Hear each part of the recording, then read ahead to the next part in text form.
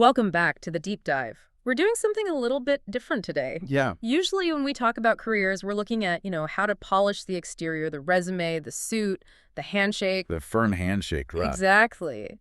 But looking at the research for today, it seems like all that advice is actually, well, kind of dangerous in 2026. It is. It really is. It's maybe the fastest way to get yourself disqualified. Which sounds just completely backwards. I mean, we've been told for decades to fake it till you make it. But the theme in these articles you brought is this thing called a behavioral forensic audit.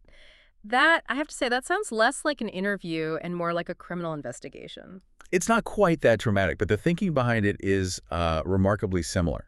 I mean, think about where we are. It's 2026. Right. Candidates have AI tools that can write perfect answers. They can rehearse in VR.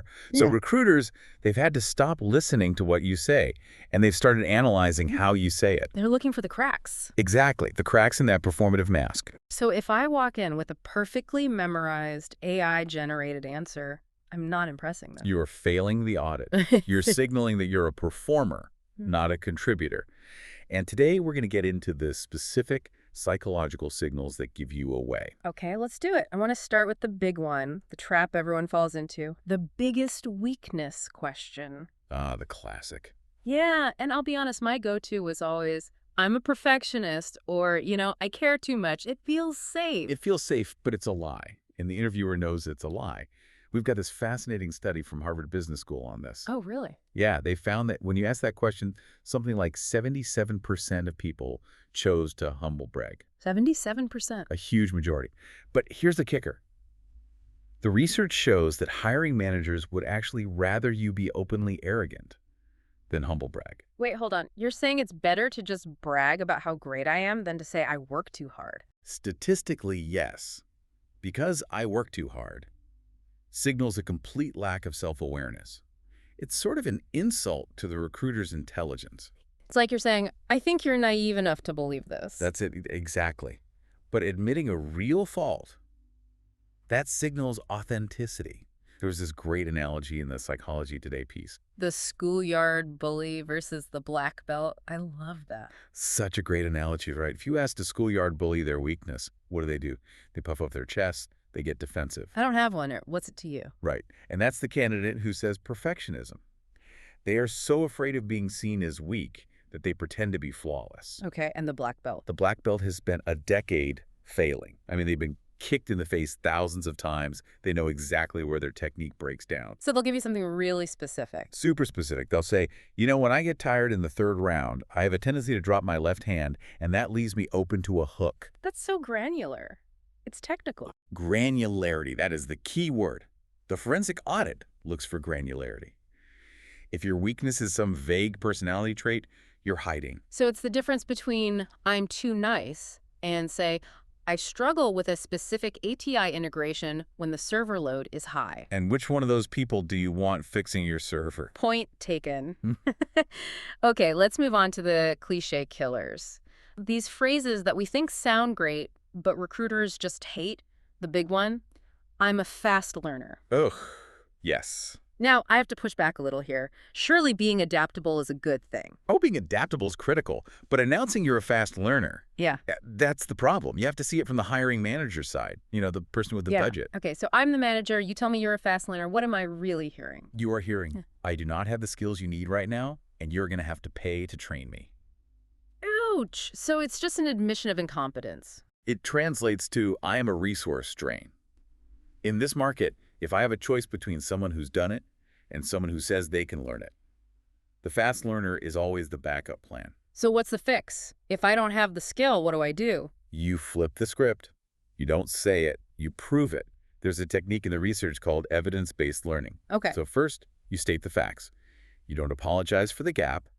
Then you give concrete proof of a time you learned something complex, like really fast. Something like, I didn't know Python, so I spent the weekend learning it and built this script by Monday. That's a good start. But the real power move is to then close with the skills that can't be learned in a weekend. Ah, okay. You say, I learned the software in 2 days, but what I brought immediately was my ability to align stakeholders. You see, the tool is easy. Leadership isn't. That is a total reframe. You minimize the gap and you maximize the asset. Okay, what about the other big one? I'm a people person. Oh, please. Can we just retire this phrase? It's such a rookie answer.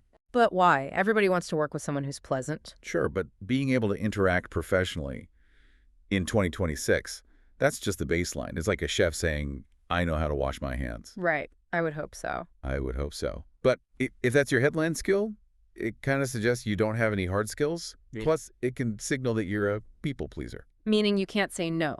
You can't have the tough conversations. Bingo. And in a business setting, that could be really toxic. You might agree to a bad deadline just to avoid conflict. I see. So instead of people person, what's the black belt version of that? You get specific about how you interact. Are you a negotiator? A mediator? Can you de-escalate conflict? Don't tell me you like people. Tell me how you influence them. It's like we're decoding a secret language here, which I guess leads us perfectly into the next bit, linguistic forensics. Yeah, this is where it gets really cool. This part blew my mind. The idea that there are actual words, tiny little markers, that predict deception. It's all based on a concept called cognitive load. Cognitive load. Break that down for us. Lying is just incredibly hard work for the brain. I mean, you have to invent a story, maintain it, make sure it's consistent. Well, you're also watching the other person for their reaction. Exactly. It burns a huge amount of mental energy, so your brain starts cutting corners on language to save power. And one of those corners is using certain words less often. Precisely. The brain simplifies. One of the biggest flags is a lack of what they call exclusive words. Words like but, except, without, nor. So liars use fewer of those words. That seems backwards. It does, but think about a real memory. It's messy, isn't it? Oh, yeah. You might say, we finished the project, but the vendor was late, so we had to ship it without the final packaging. You're distinguishing what did happen from what didn't. Right, there's complexity there. And that's hard to fake. A liar wants a simple straight line. We finished the project and it was great. They strip out the nuance. If a story is too clean, it's often fake. Wow. Complexity equals credibility. To a trained ear, yes. Yeah. The friction in the story is what makes it feel real. Okay, another huge one was pronouns. The I versus we thing. I've always been told to use we to show I'm a team player. And that's not wrong, exactly, but it's about the context. Deceptive candidates often use we to hide. To kind of spread the blame. Or to claim credit for something they didn't really lead. Yeah. If I ask, what was your specific role in that failure? And you say, well, we decided to pivot.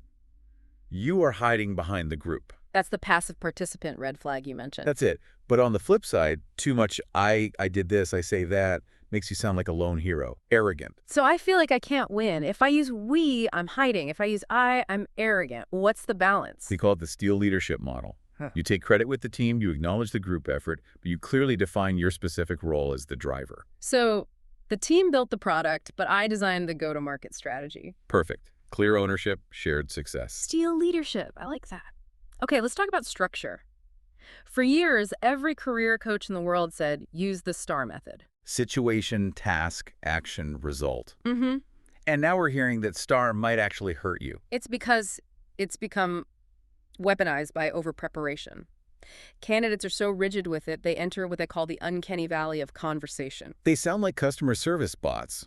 The situation was X. The task was Y. It completely kills rapport. But more than that, the robotic STAR method skips what recruiters actually want to hear. Which is what? The result. The $1 million. No, they know the result is often just luck or timing. What they're desperate for is the narrative-based reasoning, the messy middle. They want to hear how you thought through the problem. So less, here's what I did, and more, here's why I decided to do it. Yes, reveal the decision-making architecture. Tell me about option A and option B and what you chose A. A robot can give me a result. Only a human can give me the reasoning. Speaking of robots, AI literacy. One of the sources said a new red flag is hearing a candidate say, I don't really use AI. It's a massive red flag. In 2026, saying that is like saying you don't know how to use email. It signals you're obsolete. But wait, we just said using AI for your answers is bad. Right. Using AI to fake your personality is bad. But using AI to do your job better is required. The expectation now is that you can work alongside AI. So the right answer is something like, I use AI for the grunt work so I can focus on strategy. Exactly. You verify its output. You don't just use it blindly. That's the nuance they're looking for. This all brings us to the cultural part. For years, it was culture fit, culture fit, culture fit. Now that's a bad word. It's a very dangerous concept. Culture fit is basically just a nice way of saying homogeneity.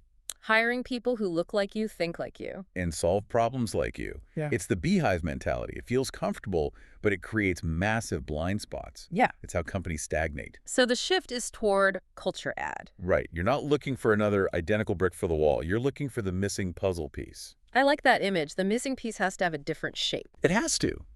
A culture add brings friction, but it's good friction. It challenges the status quo. If you have a team of chaotic creatives, your culture add might be someone who is obsessed with process. They don't fit the chaos, they add the discipline. So as a candidate, I shouldn't try to blend in. I should highlight what makes me different. Exactly. Don't be a chameleon. Be a complement. Okay, let's get into the gut check stuff, the nonverbals. I want to focus on this one concept that really stuck with me, the consumer mindset versus the investor mindset. This is probably the ultimate filter. If you take one thing away from our talk today, let it be this. Most candidates walk in like a consumer. They're shopping. What are the perks? How much vacation time? What can you give me? Right. It signals they are there to take. An investor asks, how can I contribute? What does success look like in this role? How do I help grow the company? It's a mindset of, is this a place my skills will generate a return? Exactly. And that shift in energy is so powerful, you can feel it in the room. It changes every single answer you give. It makes so much sense. If you're an investor, you don't humble brag, because investors need accurate data on risk. That's the whole takeaway. Stop trying to get the job. Start trying to show how you will build the company. No AI script can fake that. And I have to bring up the nice to the receptionist test. It feels so classic, but it still trips people up. It's the easiest way to spot a manipulator. If you're charming to the CEO but rude to the scheduler, you're not a nice person. You're a liability. And the thank you note. Still a thing. Absolutely still a thing, but not a generic copy-paste note. That just says, I said this to 10 other companies today. Make it specific. Prove you were listening. Prove you were present. Okay, one last thing before we wrap. Anxiety. A lot of the markers for deception, fidgeting, avoiding eye contact sound a lot like someone who's just really nervous. And this is the hardest part for any interviewer. Anxiety triggers fight or flight. Blood literally leaves the thinking part of your brain. So you get brain fog. You get brain fog, you stumble over your words, it looks like you're hiding something. But here's the hard truth. Overconfidence is usually punished much more harshly than nervousness. Really? Yes. If you're nervous, I might just think you really, really want the job. If you're arrogant, I think you're going to be a nightmare to manage. A little anxiety is human. That is actually very reassuring. It's okay to care. Caring is a competitive advantage. So when you look at all of this, the humble brags, the cliches, the linguistic slips, the big theme is just stop performing. That is the synthesis. Yeah. The goal isn't to be this polished robot with no flaws. The goal is to be an authentic human, a culture add who takes accountability and has the self-awareness to say, here's where I struggle and here's how I manage it. It's about being high resolution, not the blurry, airbrushed version, but the high-def version, scars and all. High def wins every single time. And if you do have an interview or a big career moment coming up and you feel like you need some tactical one-on-one support for these high-pressure situations, w.r.a.c Career Services offers comprehensive interview performance coaching. It's designed specifically for these challenges. You can visit our website for more details on how we can help you turn that nervous energy into a really sharp focus. I want to leave our listeners with this final thought. Next time you walk into an interview, ask yourself, are you the consumer checking the price tag? Or are you the investor looking at the growth potential? Because your questions, your energy, it's all going to reveal which one you are before you even realize it. And that is the difference between getting the offer and getting ghosted. Thanks for diving in with us today. Always a pleasure. We'll see you on the next deep dive.